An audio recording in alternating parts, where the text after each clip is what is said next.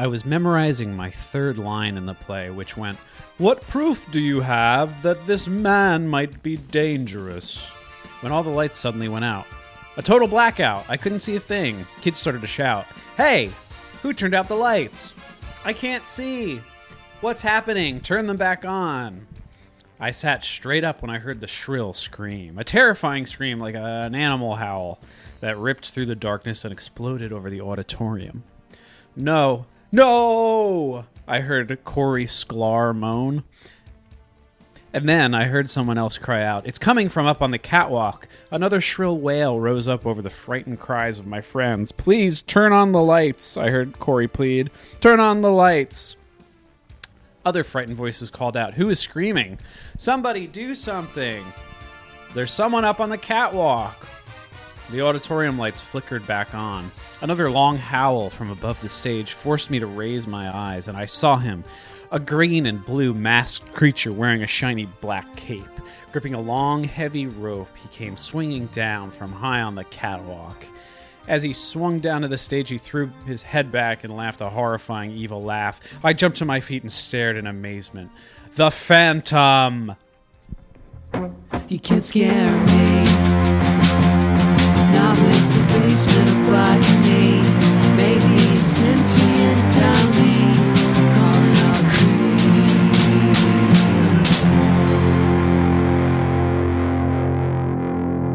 Boo dudes! Welcome to Calling All Creeps. It's a dang podcast where you are a cute little Steinhead. You look really cute today.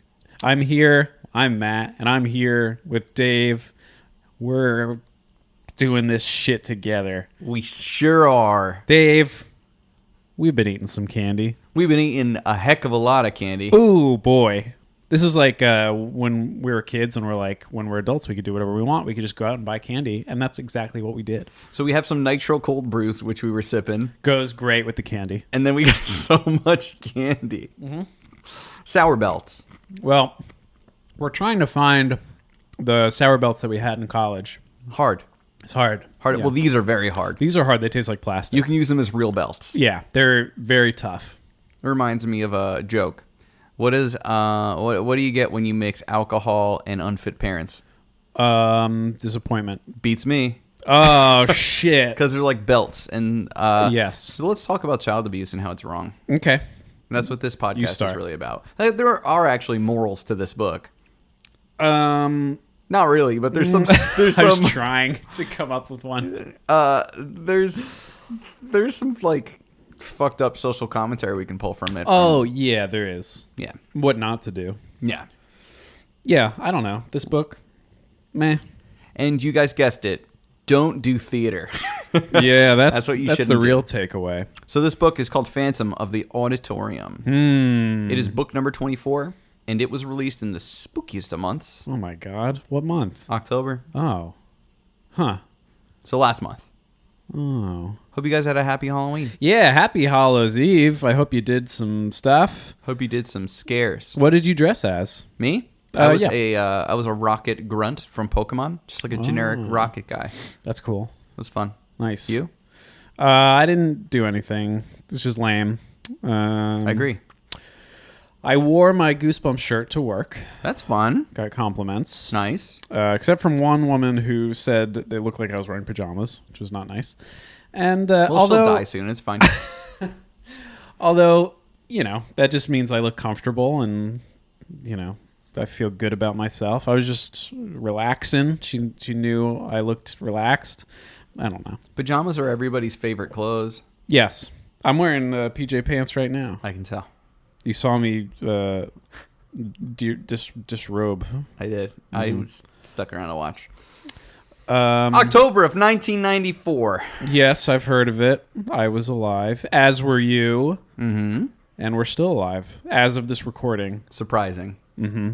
If we don't make it to this launch, suspect foul play. Indeed. It's that dumb idiot who thinks your shirt's dumb. We Yeah. called her out. She wants us dead. She murdered me. So the song is still I'll Make Love to You by Boyz II Men. Oh, like I want you to. And then the movie will not let go till you tell me to. And it's tonight is a night where the end of the road. And the movie is Pulp Fiction. Oh man, I heard of that. Which before it was doing the circuit on little film festivals. We came up in one of the past episodes, but now this is when it hit the dang theaters. Oh and my God. Took the world by some sort of storm. Uma Thurman, John Travolta, Sam Steinman, Samuel L. Jackman. Leonard Bernstein, Jake Epstein. Haley Joel Osment, Bruce Valanche. I always want to say Valanche. Bruce Willis was in it, though. Oh, that's true. Yeah. The Gimp. The Gimp is in it. Ted's dead, baby. Right? Is that a line? Zed. Zed's dead, baby. Anyway, go on. All right, but on top of that, they would never make top movie, but there were a bunch of horror movies that came out this October. Name one. Wes Craven's New Nightmare. Name two. Pumpkinhead 2, Blood Wings. Okay. I'll stop there. What else? Name three. The Little Giants, starring Rick Moranis. Oh, I used to like that movie. I love that movie. One of the kids is named like Fridge or something. The Icebox. Icebox. Old talk for Fridge. Right now, Murph, this entire podcast has just been walking circles on the table. Just prowling this tiny table that we're recording at. And he's huge. And I want to let him down, but once I pick him up, he always tries to bite me. Yeah, well, he likes the top of his body to be touched, but not his feet. So we're like, I guess the same. Yeah, his love language is head pats. The other day, he let me like rub his mouth for a while. Kind of like what we do. It was very funny. But this time you used your hands, right? Yeah, yes. Right, well, of course, he's my precious baby. On October 1st, actress Whoopi Goldberg was 38 years old, and she wed a labor union organizer, Lyle Trachtenberg, in California. Oh, that's the good news. great. Yeah. Good Bad for news, only 2 days later, Gary Larson announces his retirement from doing the Far Side cartoon. And I was never the same, frankly. Yeah. And it's just crazy because people knew that their one-a-day calendars in their office were just going to be repeats from now on. Oh, that's devastating. You know my comic strip, The Fart Side? Yeah. That's named after my asshole blowing air out of it. Anyway, go on. Murph is like on lap 34. He cannot get it together. Are you leaving or are you staying? Okay. He just hasn't found a place to sit. He needed to like jump on me to then jump on the floor. All right. He'll be back. So about this book, as I said, Phantom of the Auditorium, of course, play on Phantom of the Opera. Yes. No shit. By Leo Trotsky. Is that right? No. Sounded right. So it's the earliest book in the series to not receive a reprint between 2003 and 2007. Okay. It's pretty lackluster. Yeah, but it did receive a reprint in 2011. Yeah. Phantom of the Auditorium, I feel like, was a book that was known by title. Yeah. More so than plot. It was pretty forgettable for me, but... Yeah, the art and the title like go a long way. Because it was the October book, there were a few horror movies referenced. The Creature from the Black Lagoon trilogy is referenced in this book. Creature from the Black Lagoon, Return of the Creature, and Creature Walks Among Us. Poltergeist is discussed in this, and Friday the 13th. Yes. I was going to ask you if they left all that shit in for the reprint. They did. Yeah. They did. I was, of course, reading from the 2011 reprint. And then on top of that, this actually has been adapted to become Goosebumps the Musical. Goosebumps the Musical, Phantom of the Auditorium, with lyrics by John Mackley and music and lyrics by Danny Abash. It was co-commissioned by First Stage Children's Theater and Oregon's Children's Theater and received a simultaneous world premiere in the fall of 2016. That's cool. And you can actually see some parts of it online. And Really? It is something that you can purchase for your school and have them do. It's pretty cool. Are there like videos of this being done? Yeah. Yeah. What's the production like on those? Pretty cool. Yeah. We're fine. Like small theaters and stuff like that. That's awesome. So it's pretty neat. That's something worth checking out. Yeah. But they call it Goosebumps the Musical, which is cool that this is something that is fairly recent too.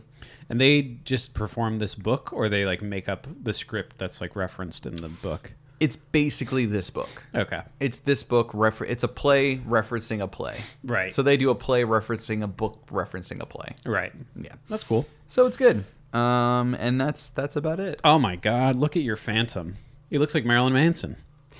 He kind of does, and he's got a really billowy purple cape. This is the new art. Like if his forehead said "damaged" in Lucinda script, it would be Jared Leto's Joker. It really would. He's got very green eyes. For some reason, they decided he needed a big mole on the side of his head. That's a little Stein for you. It is. His mole stamp of approval. That's right. Which, by the way, they do have some fun little things in the back where you get to learn about haunted theaters. Oh, that's cool. There's this thing that says, "Is your school haunted?" And you get to find out if your school's haunted. It's not funny, though. I already read through it. The only thing that is funny, which if you listen to our last episode, you'll enjoy, Yes. Q&A with R.L. Stein. Oh, We enjoy these, but have you ever participated in a school play? Are you a spotlight hog like Zeke, or a happy to work with your magic behind the scenes like Brian? Brian, shout out. Yeah, Brian, goth dad, friend of the pod, character in this book. That's right. RLS says, I was never in school plays, but I have been on TV. The first time I was on TV, I couldn't remember my first line. Here's the sad part. My first line was, "Hello, I'm R.L. Stein." You're right, RL. That's pretty sad. Yeah. Also, sick brag saying you're on TV. Yeah, we get it, R.L. Yeah. Stein. Relax. We know what the next line was. Relax. Well, actually, the first one, if you want to hear him deliver that fateful line, you can listen to our last episode, The Haunted Mask Television That's right. show. We have that playing on there. And then his second line from the next one was, "Hi, I'm R.L. Stein. Welcome to my dead house." Welcome to my dead house. Which is something we love dearly. And then he stripped down to his tighty whities, and he played his chest like they're maracas. I don't know. We should start Yeah. this plot, All right. shall we? Yes, we shall. Okay. We're in a school. There's a stage. You got Zeke. You got Brooke. Brooke. I always want to call her Taylor. Brooke is our protagonist. She's telling the story. It's a first-person perspective book. Zeke is her best friend. A platonic relationship, although he's a little cutie pie. Per Brooke. Yeah. Right? She's like, ooh, he's my friend, but he's a cutie pie. And everybody, all the other girls in the school are always juicing over him. Yeah. They're always just like, "How are you not sopping?" And she's just like, "We're just bros." Yeah. Yep. They keep it chill. They keep it real chill. They're not going to smooch unless they want to. Or unless they have to in the play. That's right. Opportunity knocks. I mean, that's not really a plot point, but it could have been. No, could be. So what happens in the first chapter is like nothing. No, there's a play. Yes, a play is happening at the school, middle school, right? Guess. Yeah. Yep. Yeah. And it's the Phantom of the Auditorium play. And Brooke wants to be Esmeralda, which is the belle of the ball. She's the number one actor in the play, save for the Phantom.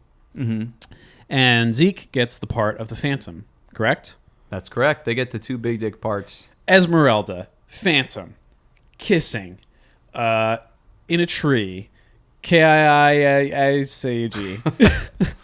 So they Boom. go, and it's that generic scene where you go up and they're like, "Hey, we're hanging out." They posted the parts. Yes, right. So they're very excited because they both got the parts. And basically they just start rehearsals, right? Well, you get to meet Tina. Oh, who's Tina's just like, she's just a bitch. she's an asshole. Tina sucks. Yeah. She really wants the part of Esmeralda, and if something happens to Brooke, she'll get it. She's a stand-in. Yeah. And so she's always like, hey, Brooke, I hope you don't fall down the stairs and break your neck in half. Yeah, she's like, hey, I hope you don't get your period right before, but think that you're having some sort of Hemorrhage, and then you die because you are having a hemorrhage. And Yeah. fuck you, and I hope you die. That's a good example because, she's like way not subtle and like Yeah. meandering. She was like, hey, I hope you don't get fucking shot in the head when I meet you in the alley behind the school. They'd be like, nice freckles. I hope it's not cancer. Yeah. And you're like, whoa. Yeah, it's like too much. Yeah. So she just Tina throws blood sucks. in her face, and she's like, you know how Freddie Mercury died? You're like, oh my God. God, why would you go there? Yeah. I mean, it's 1990. Come on. Yeah, relax. But she basically gets the runner-up. What do you call that? Understudy. Mm-hmm. And she has to like paint walls and shit. She's in charge. Yeah, she's of like set sets. design and stuff. Yeah. Yeah, so there's just a lot of rehearsal, and then the teacher, Mrs. Doodle Dangle, That's a good way to pronounce Mrs. Wagner? Miss Walker. Walker. I got it. It's exactly what I thought. She is overseeing the play, and she tells the kids the story of the Phantom, who 72 years ago or something, there was a little boy who Named played Billy Zane. Yes, And he was on TV, and he played the Phantom, where he rides right. a white horse and punches people with his ring. Indeed. And he pushes women and children out of the lifeboats to get in there himself. And he wraps a shawl around his head and he says, I'm just a little old lady. And they find him out and he's a coward. Anyway. When did the Phantom come out with Billy Zane in the 90s? I remember seeing it in theaters for my... I think it was like 90... I don't know. That would be a guess. 97, I wanted to say, but that's Titanic. Dave is Googling. Yeah, so Tina's like, my great-grandfather was in this play, and there is a curse on it. Yeah. And the teacher tells the story, though, right? 96. 96. So Billy Zane is based on this book. Yeah. He wasn't even a real actor yet. Zane in the membrane. Anyway, and the little boy died in the theater before he could put on the performance of the Phantom because he fell into a hole in the stage. R.I.P. And the hole in the stage still exists. It's a little trap door that goes up and down. And just for like effect, so like the Phantom can rise out of the stage. Yeah, trapdoor. But then also, like, if you ride the trapdoor down, which goes down like pretty far, strangely. There's like a basement level. There's a basement level, a la Buffy the Vampire Slayer. Yeah. Shout out Allah. And there's like a whole network down there. It's like the catacombs. But we don't know that yet. No, yeah, but there is like when they go down there, there's like a corridor. But so the play happened. It was the first year that this school started, and there was this one boy that everybody really liked. Yeah. And right before the play happened, everybody was told it was cursed. It was cursed. They hear a scream, and then he disappeared. That's right. I mean, and they're like, and we never know what happened to him. And then she falls into the Miss Walker falls into the trapdoor. Yes. And after the play, she's like, no one uses a trapdoor. It's dangerous. Of course. What is Zane and what is his name? Zeke and Leslie do? They ride that baby down and they go, dumb waiter, and they just zoom on down into the hole. And that's when we learn. They don't say it, but the reason that the boy didn't make it to the play is because he fucking fell down like a mining shaft. Yeah. Because 1,000 feet. It's like the scene in Lord of the Rings with the Balrog. It's like Gandalf. the school was not OSHA certified shit. He fell through fire. They did not meet code. Yes, correct. So they go down and they realize that it goes down even deeper. Yes. And they get to the bottom and they're like, fuck, how do we get out? They finally figure out how to get the thing to go back up, like a false scare, but it only goes up to the normal part that Miss Taylor was at before. Yeah. So Brooke, being the muscle house she is, bless her heart, gonna give Zeke a little boosty. Yep. Get him up there. So she laces her fingers together and like a savage, Zeke steps in her hand and boosts her up. Like a Colossus to the Wolverine. Indeed. She cannonball specials. Yes. Zeke right up. Mm-hmm. And then nothing. I truly don't remember what happens after that. Zeke, did he leave her by herself? Oh, right. There's silence. Did the Phantom get him? Did something? It's okay because hands come over the end and lift her up. Mm-hmm. But they're not Zeke's hands. Mm-hmm. They're Emil's hands. They're Emil's hands. Who's Emil? Emil is a little person with a scar over half of his face. Correct. And a grizzled voice. That's right. And he's 57 years old. Is he? Yep. He reveals it at the end. Oh, cool. And he's just like, hey, what are you kids doing? Yeah. Are you fucking kids? And they're like, who are you? Yeah. And he's like, oh, I'm the goddamn night janitor, you goddamn kids. Yep. So he thinks Leaving your Capri Suns all over the place. full Capri Suns that explode like landmines when he steps on them. The So floor's sticky. they're like, we're getting out of here. Yeah. And they run away. Yeah. And there's just like between this and the end of the story, there's like a lot of rehearsal. Well, Brian And then, shows like- up, and then a new kid comes, Yeah, the new kid Brian, who's extremely shy, Dave. but wants to be in this play. He does. He wants to be a part of it, and he seems like a sweetheart. But like every sentence that Brooke can, she'll be like, "Hey, Brian's like really shy. He blushes a lot. He's a really shy guy. He's really quiet. Also, did you know that he's shy?" Yeah, his face is turning red. My guess is because of his shy nature. Yeah, right. But Brian's involved now, and they're kind of like a trio at this point. Like Brian takes well to their company, and it's like Zeke, Taylor, Brian. And Zeke By Taylor, I mean Brooke.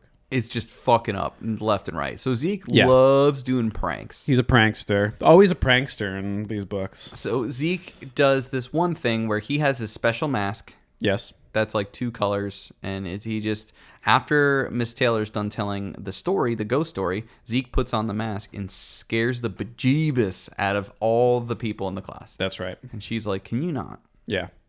Yep. Next day of practice, doesn't he like swing down from like the rafters and scare the shit out of everybody, and it's him again?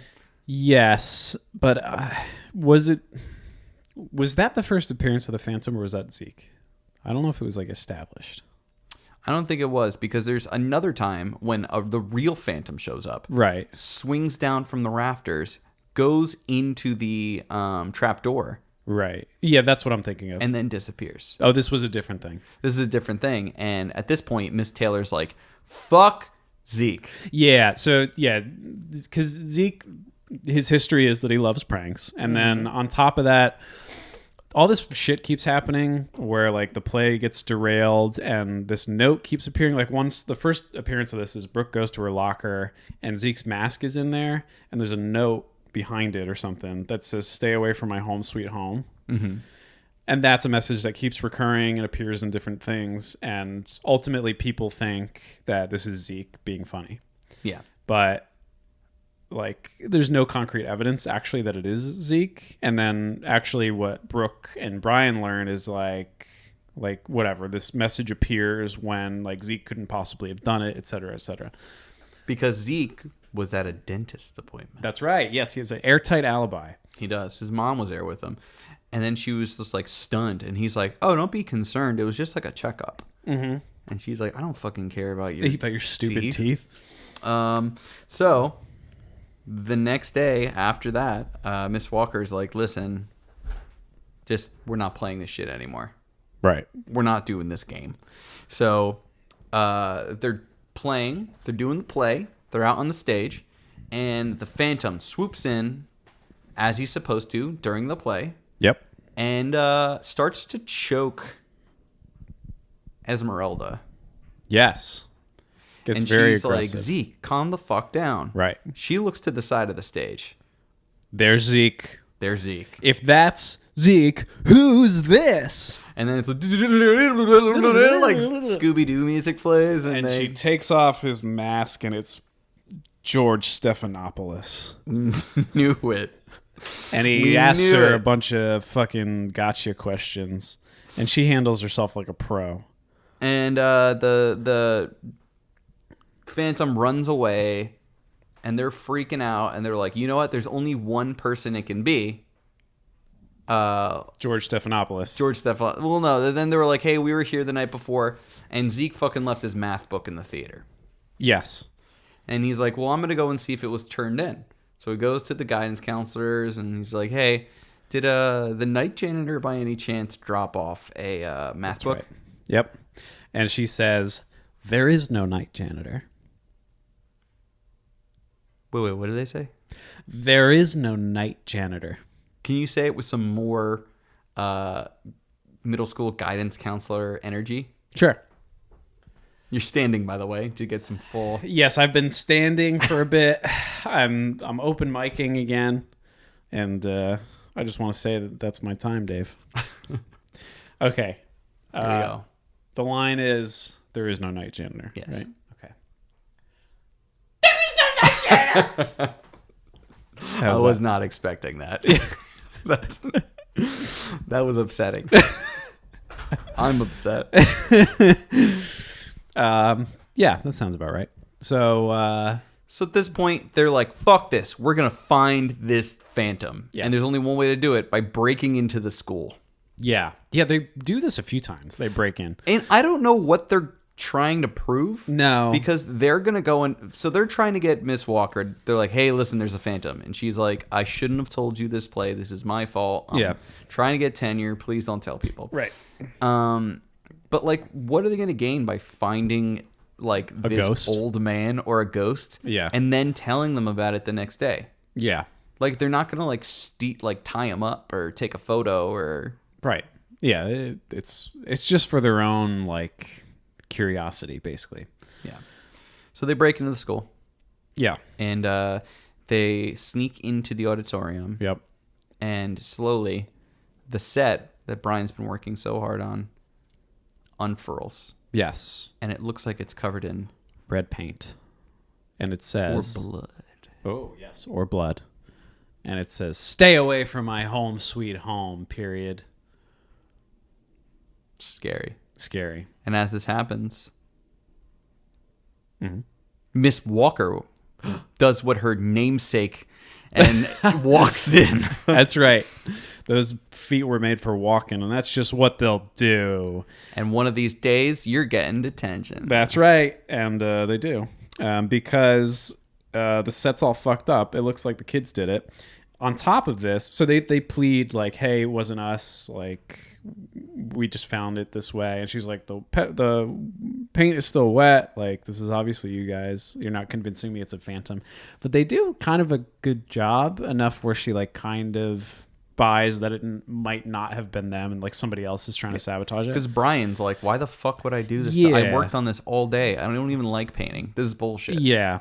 And she believes them, and believes them more when they find red footprints. Yes. Leading around the hall. Yes. Up to Zeke's locker. Directly to Zeke's locker, unfortunately. Which I thought about, like, the red paint just stops there in a pool.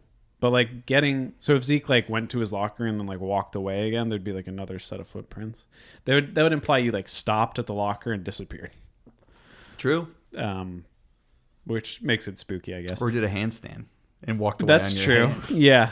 We all Or, like, know scooted on your butt. Zeke is a gymnast. And But in that locker... was a little red paint can. Mm-hmm. So, smoking gun. And Zeke's in big time trouble and is grounded forever. It's true. So they're kicked out, and Miss Walker's like, I'm going to figure out what I'm going to do with this, but everybody go home. Yep. On their way out, they see Tina just riding her bike outside. That's right. Yeah. And she's like, hey, Brooke, I hope I don't kill you with an axe later. She says, zip her up. Try not to catch cold. Yeah, right. It's so stupid. She's the red herring in this book, the ultimate red herring. Yeah.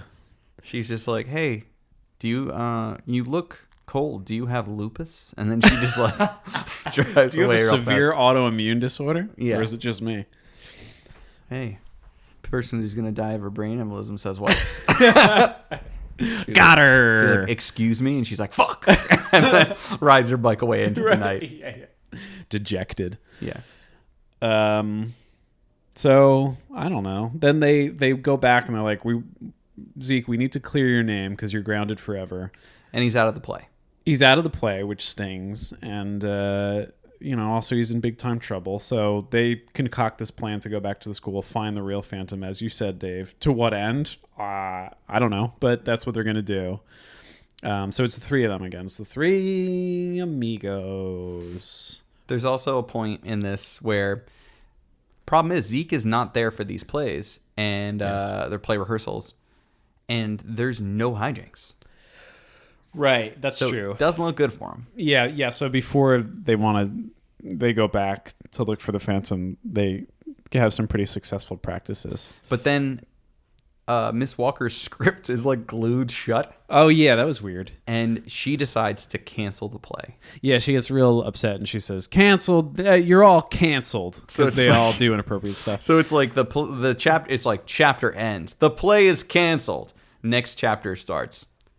But I mean, we could still do it. Yeah. Like she cancels it for less than a sentence. Yeah. But they're gonna come in and clear Zeke's name. Yeah.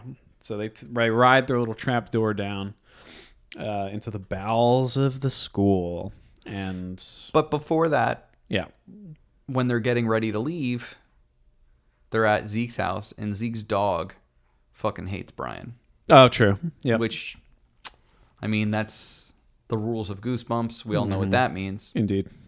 Dog doesn't like you. Dogs are the first people that know who ghosts are. Yep. The dog, notably, is not shit on in this book. No. Nothing happens to him. Yeah. He great. just says, yo, Yep. ghost. And they're like, all right. They're like, nah, you tripping. And yeah, so they go to the school, whatever. They go down to the basement, and they go farther than they've ever gone. So it's like a Second labyrinth base. under there.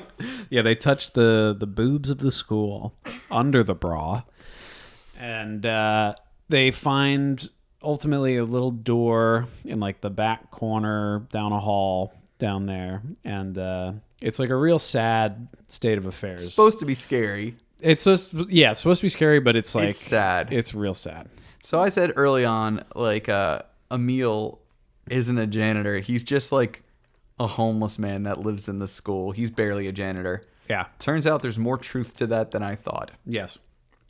He's legitimately a homeless man who lost it all recently, and 6 months ago from when they find that room, started living in the school. He had some tie to the school, right? His father was a longtime janitor, right, and showed him this place when he would work there in the summers. Right. So he's fallen on real hard times. He knows this room is there, and he's just taking shelter there. And there's like essentials. There's like some furniture. There's a couch. He has some food. Bed. They say the couch doesn't have all of its cushions. There's like a small bed in the corner and like cornflakes. Yeah. So he's really just makeshift. surviving in the catacombs under a school. Yes. And here's some fucking snot-nosed kids who come in and they're like, this is where the Phantom lives. And he has to deal with that shit. So he shows up and the kids all think that he's like going to attack them. And he's like, why are you in my home? And they're like, quick, chase it. He's chasing us. And he just doesn't. He doesn't just do stays anything. there. They make a note of saying like, I thought he was going to pull me back or hold me, but he just stood there. It's like, okay. So they learned, they're like, wow, there's a sad homeless man who lost it all. They learned his story about, just story of the times. Yep. It just came to the point where he couldn't manage in what was given with him. And of course, something happened. He is scarred through half his face. He's a little person. There's a lot of different things that he needs assistance. This man needs help. Yeah. So what do the kids decide to do? Call the cops. So they call the police on him. Yeah, it's just great. So actually, it's like Zeke's dad who shows up like above the trapdoor and saves them. Saves them because like he was like, all right, Zeke is not home. Figured that they were back, up to their hijinks at the school again. And ultimately, he's the one, I guess, who calls the cops. And they don't find Emil, but they just like, Emil took all his stuff kind of as much as he could and fled into the night. So he has even less than he had now. Yeah, which like, obviously we know that homelessness is a huge problem with like a lot of socioeconomic factors that play into that. But then also like, it's just, my friend is a nurse and he's told me stories of homeless people who come in and get admitted to where he works, and like just they don't have the care that they need. And a lot of the time, like he told me stuff about like, obviously like frostbite a lot of the time, like open wounds that actually have maggots in them, just because like you're out exposed to the elements and you're not getting the care that you need. Like some really real horror stories that show you like how difficult it is to try to survive when you don't have what you need. And these kids are like, fuck off, I'm calling the cops. He obviously has had some sort of accident. Yeah, right. He's That's what scarred. reminds me of like the stories that I hear from my friend, because like he has this injury and he's doing his best to try to just like have shelter. And lost his job. Yep. And his family. He has no family. So there's no happy ending for Emil. No. And that's kind of the end of Emil's story. Yeah. He was just kicked out. Well, the whole thing is Emil is supposed to be, you're like, oh, he's definitely the Phantom, because even though he's an adult man, he's the size of the kids. Yeah, right. Which is the whole reason they made him a little person. Yeah. Which, whatever, but... I think it sucks that RL made him a homeless man, but it's like he could have just been the night janitor. And who lives in the school. Yeah, and that would be like a good bit of misdirection. Yeah. But... I mean, and this provides misdirection, but it's just sort of like weird. Could have also just been like, yeah, of course I could live at home, but like when you find here, it's a sweet deal. I save money, or think like of all the money I'm saving, standard, like stuff like that. Where like, or there could have been anything villainous. This was, I mean, we are led to believe that he's probably not all there, in that he is painting on these kids' things and leaving them threatening notes. Well, that's the part that's scary. Well, that's the problem too, is like the message. What's the message here? Is like homeless people are crazy, right? Yeah. It's because they don't have the mental health care that they need, and like they're like, he's saying things that he might not know he's saying here. Yeah, it's just like not totally appropriate. But anyway, that's Emil's dead now. Yeah, let's do more jokes, 'cause that wasn't really that funny. Let's do jokes. So Emil, they went down into his place and they were like, this place smells like farts. Yeah.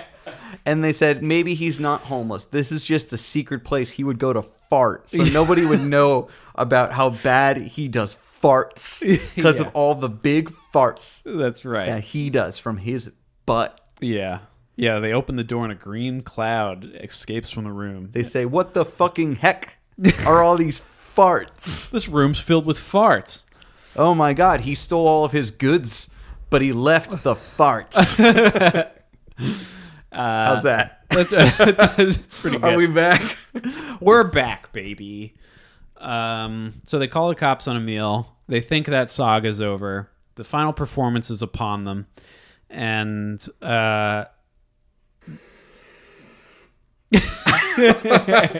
my roast beef story started playing. I was looking up something. My roast beef story. I'm not going to explain that because it's perfect as it was. So the final performance is upon them, and Brooke is... Why do you keep calling him Taylor? I've supplanted her name in my head now. So Brooke is doing a great job, and she's nailing her lines, whatever. It's time for the Phantom to appear. And the Phantom appears for his parts, and he's real intense. He's like really nailing it, like a bit over the top. And he starts delivering these lines that aren't totally on script, talking about like basically the Phantom story that like their teacher told them. Like, I fell in a hole 72 years ago, and I've been wanting to do this performance ever since. And like, it's executed well, and the people think that it's part of the play, so they're applauding and whooping and stuff. And Miss Walker's like, fuck yeah! Yeah. Where was this in practice? Yeah, Zeke. And basically, when the Phantom approaches Esmeralda, she can see like his eyes, and it's not Zeke. Then the play's over. Well, this is a weird thing because the play's halfway done. It's before the intermission. Right. And there's a part where he's supposed to disappear again. There's a lot of fog. She decides, because he's being very aggressive to her, she is going to show who the real Phantom is by ripping his mask off. That's right. She rips the mask off. He steps back and falls into the hole. Right down the hole. Fulfilling the prophecy. And yeah, he's like screaming like, "No, you can't see my face," and then falls into the hole. So I love it. So the whole point. Oh no, we got to go to the end. So then Zeke comes back after he's like, "Hey, I got smashed on the goddamn noggin and knocked out. Where do I pick up? Where are we?" Like, Yeah. that. You ever think about that? Like in movies and video games and TV, you could just walk up behind someone and punch them so hard in the head that they're out for like an hour. Yes, right. And then they wake up with no like awareness. They're not like, let's find out what happened. They're not like, I have to go to the hospital. Yeah, because the first thing you're supposed to do after a concussion is go to sleep for a while. Yeah. But he's just like, "Hey, I was knocked out. What's going on? Someone bashed my fucking skull in." But anyway, what's my line? Yeah. Because this is important. It's the middle school play. Yeah. The show must go on. So at the end, they're like, "Hooray! Oh, cool!" And I think they go back. Do they go back to like Brooke's locker or something? Yeah. And in Brooke's locker is a book. Yes. It's a It yearbook. is 1922 yearbook, right? Yeah. And they're going through, and there's an article. Mm-hmm. And I shit all over this when I read it. Because there's an article about the play that is going to happen. Mm-hmm. And about the star who is going to be the Phantom. Yes. And his name is George Billy Zane. Stephanopoulos. It's Brian. It's Brian the whole Brian. time. The dog knew. And also, they say, like, he finally got to live his dream. He finally got to be the Phantom on the stage, and that's right. why he's gone. And I'm like, wait. So this little boy falls down a hole and dies. Yeah. And no one finds him ever again because he's just bones. Yeah. And then he finally gets to do his shit, and you push him down a hole and kill him again. His dream of doing a quarter of a play and then dying. Yeah. He really just wanted to die on stage. Yeah. Yeah. He died for his art. He wanted to do the end of the Joker. But yeah, baby. He died too early. So that's it. That's it. Bye. That's it. That's the Phantom. That's the Phantom of the Auditorium. You thought I was going to say opera, but it was Auditorium. I think theater is a bore. Theater is a bore. As is my fucking donkey nuts. Edit that out. It's fine. So We still... So, like, I'm calming down because I'm having a beer now, but, like... I'm riding high on this cold brew. I got the cold brew, I got the sugar coursing through my veins, and I man. want to talk about good literature. I can feel my chest is tightening. Might as well have some more. So, you want to go through your good shit? I do my good shit? Sure. Good shit. Initially, I had nothing, but like toward the end of the book, whoopsie doodle. I just dropped my bookmark that I had when I was a child. It says, "Let's get wild about reading," and has a lion on it. The good shit. Toward the end, I got some good shit. So, page 73, kind of a startling line where this is where Zeke and Brooke are going into the auditorium and like to do their inspection to try to find fucking whatever, the Phantom. And there is a line in here. So they go in. It says, "Zeke pulled open the nearest door. We peered inside. Total blackness. The air in the auditorium felt cool and damp. That's because a ghost lives here," I thought. That made my heart pump even harder. I wished I could control my thoughts a little better. Oh, that line had like a certain maturity to it.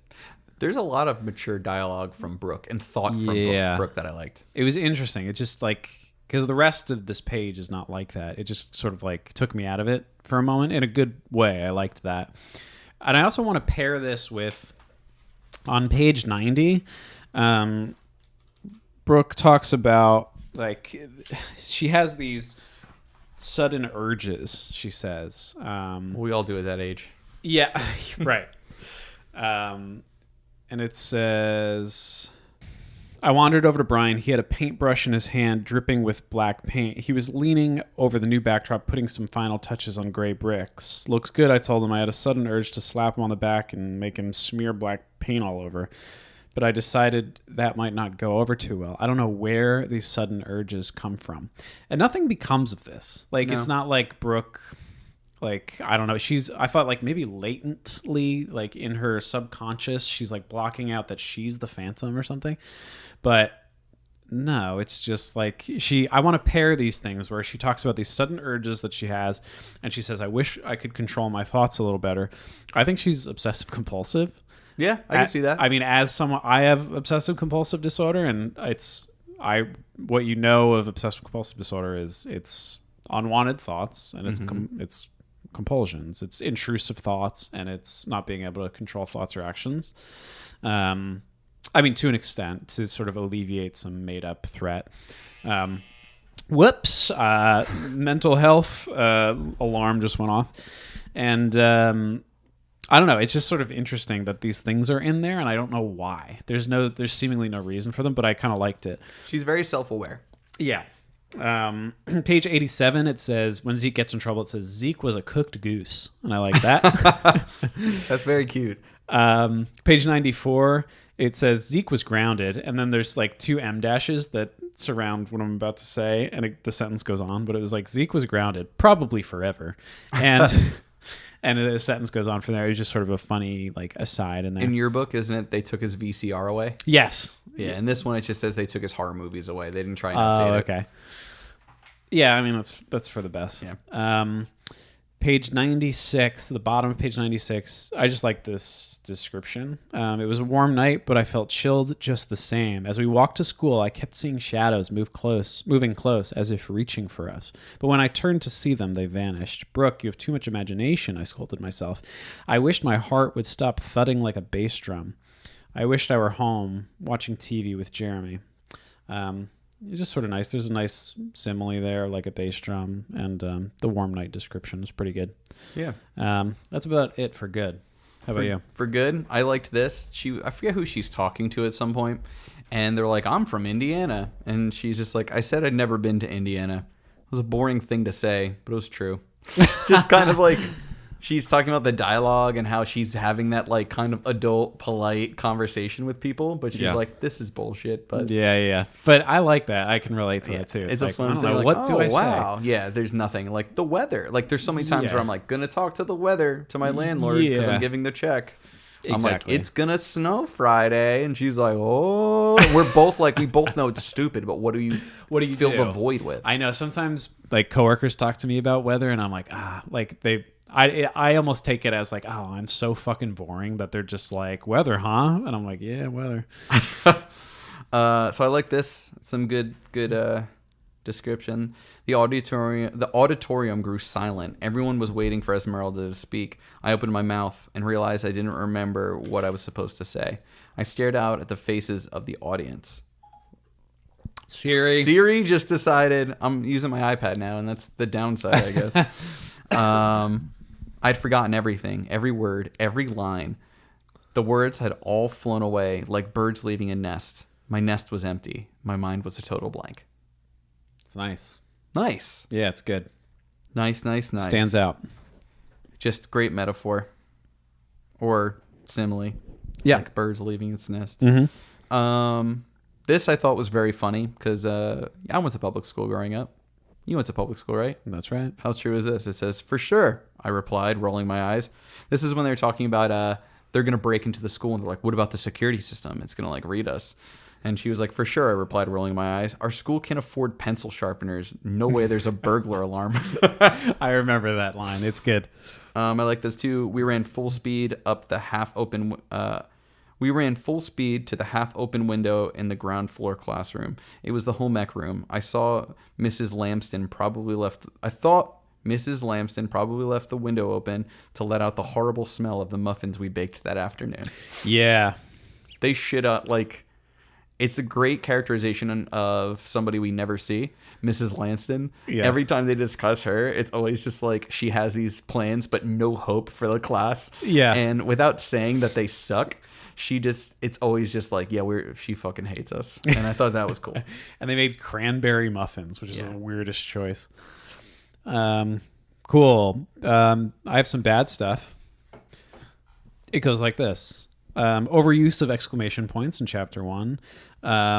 There's on page 2, big time sentence fragment. I don't have to read it. Who cares? Chapter 6. Page 27. There's an exclamation point where there should, like, Brooke is asking a question, and the punctuation, it ends in an exclamation point. Page 40. Brian, when they introduced Brian, even though he is a major player, when I wrote this, I didn't know that. Mm-hmm. I don't need to know his last name. It doesn't matter. Like, it just, I don't know. It's just like a RL's over description of like, this is Brian Sampson. And it's like, I don't really give a shit. I think it's just so that when you see the fucking yearbook at the end, you're like, oh, it is that right. guy. It makes sense. Well, when I came across it early on, I was like, I don't need to fucking know this. I actually wrote like, because we have background now about like RL's system where he would like choose one of his son's friends. I was like, is this what's happening? Yeah, I thought about that too. Was there really a Zeke in his kid's school? No, I just mean Brian in particular. Like the fact that his full name's in there. I was like, is this like his friend's name? Yeah, maybe. But yeah, Zeke's a weird name. Although in college there actually was was it a Zane or was it a? I think it was. Yeah, Billy Zane. It was. I knew Billy Zane in college. Mm-hmm. Page 45. There's just like she says it constantly. Like we get it. Brian's shy. Like she's just like overuse of like we know his character trait. You just have to establish it once and we're good. Or show us, don't tell us constantly. In chapter 15, there's like. They're playing up like, oh, there's something in the darkness. It's probably the Phantom. But all they hear to like, the reason they're scared of this is because they hear like little coughs. It's like something's coughing. And they're like, oh, it's the Phantom. He's coughing. It's the homeless man that they call the police on. Still am mad about that. Page 113, real unnatural dialogue from Mr. Matthews. I will read this because I have skipped reading so many things. You were supposed to be home, he replied sternly. You were grounded. You're still grounded, but you weren't at home. I figured I'd find you poking around the stage again. That's all fine. The side door to the school was open. That's fine. I entered the auditorium and heard the trap door moving. It's like, I don't know. It just kind of took me out of it in a bad way. Mm-hmm. And then page 114, the chapter ends, just the typical RL thing where she says, wow, was I wrong? Like everything was going to go great from now on. Wow, was I wrong? Yeah. What do you got? So I'm going to say that in the beginning, how Zeke greets Brooke is that he attempts to punch her real hard in the back of the head, but misses and hits her locker. I forgot about that. You remember that? Jesus. It's a real weird, and it's not even like a joke kind of thing. Like, why does he do that? I don't know. Like, it's okay. Let's see. So they talk about Zeke in the beginning, but it's like, my name is blah blah blah. Here it is. After trying the combination 4 times, I finally got it open. I threw my books inside and slammed the door shut. No way was I dragging home any textbooks after the weekend. As of right this second, I was on vacation. 2 whole days of no school. Excellent. Before I could turn around, a fist came whizzing past my ear and punched my locker with a loud bang. What's up, Brookie? A voice called from behind me. No homework from this weekend. Yeah. This is weird. What's up, Brookie? You want a black fucking eye? Yeah. What's up? I'm going to brain you. Yeah. It's like, Jesus. So does this guy play for the MLB or something? All this domestic abuse? Probably. Funny you would say that because I believe Zeke is abused. Oh, really? This is something that I saw that was like, if you're not going to go this heavy with the kids book, maybe leave it out. But I don't know. It says, poor Zeke, I could see that he was really messed up. And when his parents got that call from Miss Walker, Zeke was going to be even more messed up. Yeah, that is... It's a little... I don't like that. Yeah. Though this was dumb. Is it really scary? Jeremy asked me. Jeremy is 7, and he gets scared if you say boo to him. Jeremy, don't listen to this podcast. That's the first thing I say. And this is great, too. Once I made him watch the movie Poltergeist with me, he woke up screaming every night for 3 weeks. Oh, yeah, I remember that. I just love that, like, This is the worst cliffhanger in the book. And the other cliffhanger where it's like, the play is canceled. And it's like, da-da. And then the next chapter opens. It's just like, all right, I was a little bit overzealous there. The play is still on. But this is the best. It's when Brian appears. It says, you're in my place, I said, standing over him. He gazed up at me with those green eyes. No, I'm not, he replied casually. This is my place. And that's how they end the chapter. Love that. And then at the chapter, they were like, no, I always sit here. And he's like, oh, sorry, I'm new. She just said to sit here. Right. And they're like, oh, cool. Yeah. Why? What's the point? Yeah. Yeah. And then I said, of course, between chapter 18 and 19, literally the play is canceled and uncanceled in literally one sentence. Yeah, it's the dumbest. I also wrote that RLS only knows about 2 types of dogs, mutts and cocker spaniels. Well, yeah, the reason he puts a dog in the book in the first place is just to murder it. Also, something I forgot that's good is that there's kind of Goldust's mask in this version, weird. the new version. I forgot that's a good thing that they added in. Okay. Yeah. So that's my bad. Nice. I also wanted to say, every time that message appears, to stay away from my home sweet home, there's a period on it, which is really funny it's funny anyway that like we're adding a full stop to this thing. I mean, it's a sentence, so I get it, but the fact that you would bother to do it, but it's even funnier when you think it's the Phantom to imagine like, and period. So anyway, but it'd be even better if they like crocheted it. Yeah, do one of those like circle things. Yeah. Live, laugh, die. Period. Period. Cool. Yeah, so I guess we could do Spook and Scare, Best Dressed, alternate fucking title. Woo! I'll give you my spook. Page 26. I don't know who it is because my notes aren't that detailed, but somebody has a snotty tissue and they put it in their pocket. Ugh. Disgusting.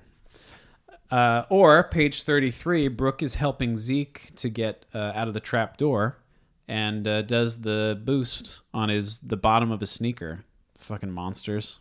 Yeah, I don't like that. You ever hang out with someone and like you're talking and they'll like they're sitting like this for the listeners, I'm not crossing my legs, but I'm doing my L, like an L leg, and like they'll the L leg, and they'll like put their hand like on their shoe. Yeah, and they're like grabbing the bottom of their shoe like just while they're talking, and I'm like, what the fuck? I do the is top happening? of my foot. If I ever weird you out, no, top of the foot's fine. We're Like sharing candy, so I want to make sure we're good. That's fine. Like we got a lot of candy, guys. Yeah, we did.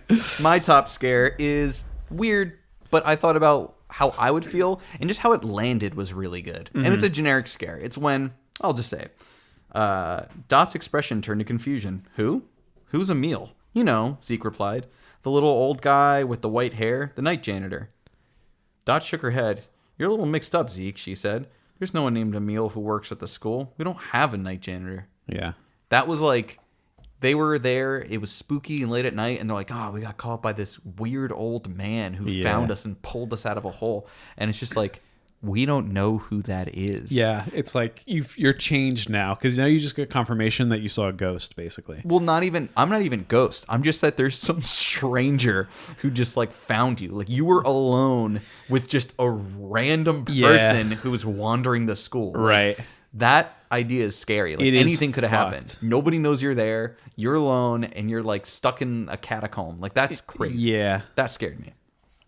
That's a scary Luckily, thing. Emil's a sweetheart who fell in hard times. Yeah. I mean, he's not having a great time. Best dressed. Oh, me? Yeah, sure. I don't have one, so. Really? I'll make it up. Gotta go with my boy Emil. Emil, yes. Love Emil. Good, Just hear good. This. Tell me this guy doesn't sound fucking dope. I swallowed hard. A strange little man stared back at me, an angry scowl on his face. He wore baggy gray pants and a loose-fitting gray sweatshirt torn at the collar. His thick white hair fell wild and unbrushed over his forehead like a floor mop. He had a deep purple scar down the side of his face, nearly as long as the scar on Zeke's creature mask. I could see that he was old, but he was tiny, no bigger than a kid. He stood only an inch or two taller than Zeke. As he squinted at me with strange gray eyes, his face twisted into an ugly frown. He looks like a phantom, the frightening thought flashed. Who are you? I stammered. I'm Emil, the night janitor, the man rasped. So that's it. I like it. I think I'll go with the legit Phantom because I like the intensity of his eyes when Brooke looks into his face. Yeah, I don't know. Who cares? All right, good answer. Good answer. Do you have an alternate title? Yes. Titanic. What's yours? Mine's like political about the whole homeless thing. Oh, okay. It works two ways. So it's spare some change, America. Ah, yes. Wait, no. Can I redo my title? Yeah. My title is Phantom of the Auditorium. Like plants, arboreum. Boom. Yep, the Arboretum. Arboretum. Yep, that's it. This book's done. Done with this one. It's cooked like a cooked goose. Put Put a fork in it. I'm horny. Speaking of horny forks, we have a 5-star review. Holy mackerel. So this one was put in on September 30th. Ugh. And I talked about it 2 episodes ago because I just saw the title of it and I was like, oh boy. It says Bailey School Kids #1 fan. All right. Says, loving this podcast. An excellent listen for anyone who's seen anything Bailey Kids. Keep up the good work, guys. Boo dudes. From Sammy Sampson. It says. Sammy Sampson. Was it Sammy? And then parenthetical Sampson. All right. I was thinking, Cool. Sammy Sampson does not want a Goosebumps death. Obviously, they're the #1 Bailey kid. That's right. So we should give them Bailey School Kids. Bailey deaths. School death? Because if for people who don't know, on our April Fool's episode, we did a Bailey School Kids fake podcast. That's right. Called the Bailey School Dropouts. Yep. And that was what vampires don't wear polka dots. Yep. And all the titles are like, genies don't ride bikes. Yeah. Yeah. It's just like, I don't know, rabbis don't do anal. Like, stuff like that. So I'm thinking we should do that. Like for example, Samson is just like Windex isn't Gatorade. Yeah. In that he drank all the Windex in his house and he cool. died because he poisoned and fizzed up. Right on. But he had no streaks in the coffin. Yeah, of course. Well, that's important. So that's one of mine. You got anything like that? We're going a little riff. Like, you want me to go through a scenario where he dies? Sure, yeah. Or like just yeah, let's do some it. Like do a titles. Bailey School death. It's up to you. Okay. Yeah, okay, I got one. So I think Sammy Sampson, you're obviously very sharp, very intelligent, but I think you're probably on the young side. I'm going to say 16. Okay. Happy Sweet 16. Feliz Cumpleaños. And many more. So I think basically here's an unexpected thing, right? If you could write an autobiography right now, you'd call it 16-year-olds Don't Pass Kidney Stones. What? So it's the night of your Sweet 16. You're eating some cake. You're having some chimichangas.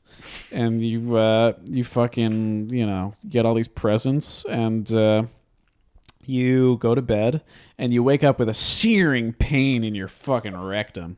And then it moves from your rectum to your prostate.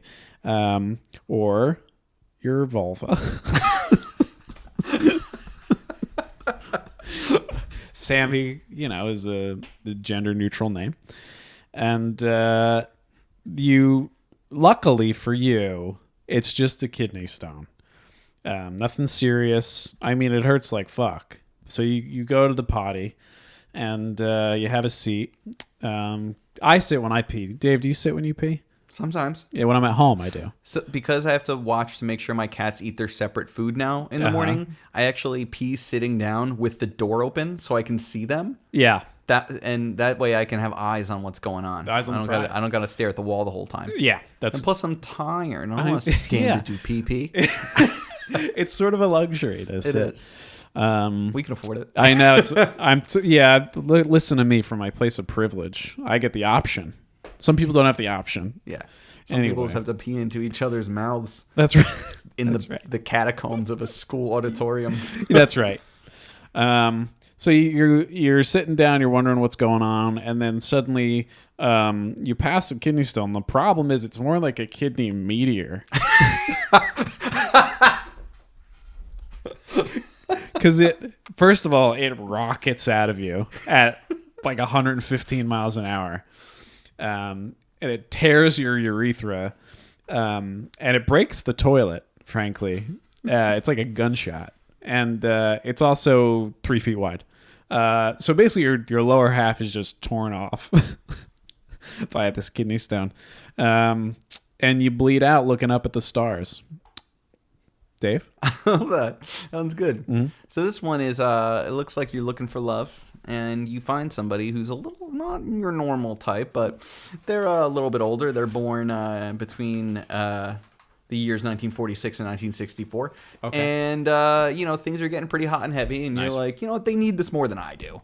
I am so fashionable and attractive because I have such good taste in podcasts that I'm going to let this happen. And you're like, well, I'm a millennial.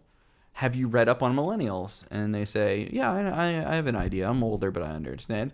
And this is where you get the title of your Bailey School's death. Baby boomers don't eat ass. Yes! So they go right to that beehole. Mm-hmm. And you hear a noise that's kind of like metal. And you're like, what's that noise? It's because that baby boomer got their fork and knife out. And it's at the point where you have already blown 100,000 loads because you're such a virile, good sex haver. That's right. And you are passed out, and all of a sudden you just feel your behind getting cut into. And they're just like doing like a Hannibal Lecter on that butt. Yeah. Until they're like, you just got a scrumptious tushy, and they just keep eating and eating and eating, and then you turn back and you realize all you are is a head and a neck.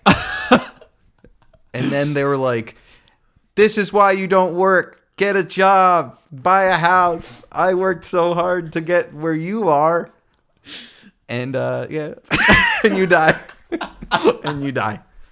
Baby boomers don't eat ass. Yeah. So you think eating ass is all fun and games. Guess Until what? you get pink eye. That's right. That's right. So anyway, thanks for the great review. Sorry about your ass. Thank you for the great review. We have a bunch of reviews to go through, and I'm super excited. Oh, we that went from rocks. like nothing. We peaked in there, and they are going strong. Incredible. So we have we have 3 more people that have left reviews. So, of course, when it's a special episode, when we're doing something else, we don't put it in there. We want you guys to get a book that's specially yours. So thank you, Sammy Sampson. Thanks, Samson. And if you would like to die at the end of one of our podcasts, because we're not stopping anytime too soon, we got 62 books. Oh, baby. And we're not even halfway through these bad We're not boys. even halfway through. And also, we do a lot of, as you can tell, we get sidetracked and do some other fun shit. Oh, yeah. We do stuff, Dave. Oh, before we end, we have to do our segment. Oh, the Skittles segment? Our special Skittles segment. All right. So I bought zombie Skittles.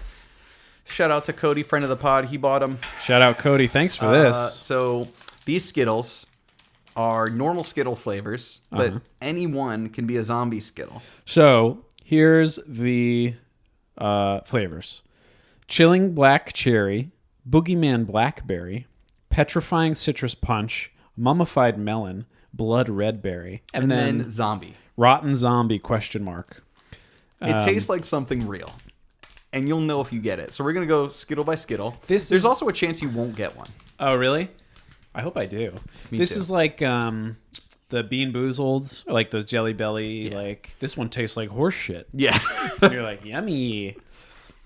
So basically, we're just gonna dig into these. Yeah, and I got one. see, like, this is the ASMR, so take your pants off and start jerking. yeah. If you don't like this, then I apologize. If you do like this, then exactly. Start fast. This is like a JOI, right? An HD jerk off All instruction. right, I'm 2 Skittles in right now, and I'm fine. Yeah, this was I don't know what this is. Black cherry. It's good. See, the thing that sucks about this is the normal Skittles in this set, delicious. Oh, it got worse. It's a little like nail polish remover. I got it. What does it taste like? No, you have to experience it. I don't want to tell you. Oh my god. Now I'm a little bit hungover, so I don't know how I'm going to respond to one that tastes like booty hole. I mean, I am a millennial, so I would like the booty hole one. No, you'll know. Yeah, You'll know. It's first bite. That was nothing. Ugh. What do you want to talk about while I do this? Just keep eating, and I'll just tell. So, what's our next book even? I think it's Dr. House and the ass-eating millennials. Let me look it up. It's fine. You still riding high? Still riding high. Dave, let's play How Old is Tom Selleck? I'll guess. I have no idea whatsoever. Well, I'll guess first. When you guess, and whoever's closest gets to keep their pants on. Okay. Call this Strip Selleck. There's a picture of him if you want to take a look. Now, friend of the pod, Brian, sent me that picture of When was that? Courtney Cox and Tom Selleck from the set of Friends. That was 90s. In the 90s. I'm going to guess. I can get a library bound? Oh, like a hardcover? Yeah. No, I don't have any left. This is fine. Are you still going? I'm still going, baby. This is making for some good radio. I'm going to guess 69 sex number. I'm going to guess 70. Okay. I'll look it up. You keep eating. Okay. 74. Shit!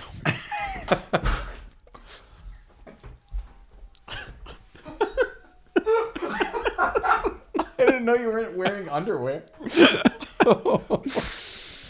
I lost the game. Just keep eating Skittles. Let this Fair's end. fair. Let this end. There's a lot of Skittles in here. This is a fun size. Are you having fun? Yeah. Can you eat faster? I'm sure people want this to end. Well, I don't want savor. to. Yeah, I want to do one at a time so I know which one it is. You're gonna know which one it is. Yeah. Everyone thinks they're not. They're gonna be like, "Oh, this is fine. This is normal." But like when you get it, you fucking get it. Is it a flavor of a thing though, or is it just like shit? It's a flavor of a thing. Okay. I'm pretty sure it's like two things mixed together. Okay. Piss and shit. Yeah, you got it. And it could be any color, right? It could be any color. Let's play How Old is Selena Gomez? Oh, okay. 25? 20? I'm going to say 26. 26. Okay, I'm going to say 23. All right. And whoever's closer has to or whoever's not close has to put a watermelon in their ass. All right. Selena Gomez is 27. Oh shit. Do you have a watermelon? I have a watermelon sour belt. Sour belt. How are you still going? Eat faster. They're... We're going to have to edit so much of this out. It's fine. This is the worst ASMR ever. This sucks. Gonna get so many unsubscribers. It's fine. Tastes good. Okay. I have 4 left. No, 5 left. This one's blue, but it could be ass. S for stinky ass.